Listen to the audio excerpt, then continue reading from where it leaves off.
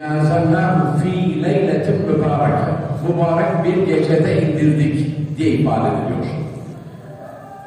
Biz biliyoruz ki Kur'an-ı Kerim Ramazan ayında Kadir Gecesi'nde nazil olmaya başlamıştır.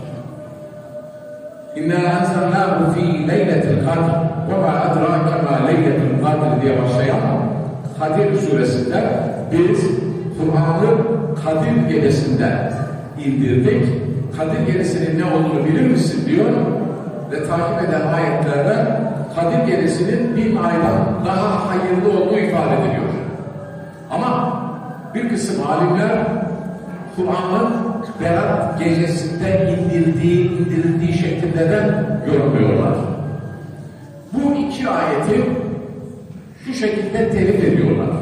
Diyorlar ki Kur'an-ı Kerim Cenab-ı Allah tarafından Berat Gecesi'nde toptan hepsi dünya semağına indirilmiştir ve Kadir Gecesi'nden itibaren de ilk 5 ayeti Kadir Gecesi'nde nazil olmak suretiyle Cenab-ı Allah Peygamberimize yaklaşık 23 yılda Peygamberimize Kur'an'ı göndermiştir. Yok mu?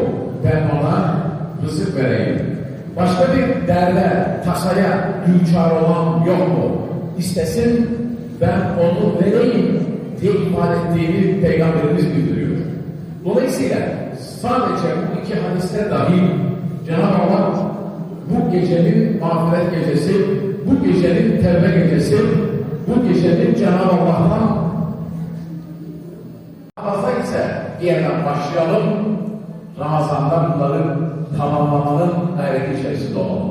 Gelin bu içinde olmuş olduğumuz manevi mevzimiyi değerlendirelim. 2 yıl önce canlarımızı kaybettik depremde. Allah onlardan rahmet eylesin. Şehirlerimiz yıkıldı, camilerimiz sarsıldı. Yakınlarımızı kaybettik.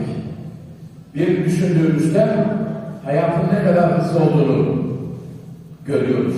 O bakımdan hayatın ne kadar geçici olduğunu fark ediyoruz. Gelin hep birlikte bunun da muhasebesini yapalım. Yarın Allah'a ulaşacağımızı bilelim. Vaktini, süresini, zamanını bilmiyoruz.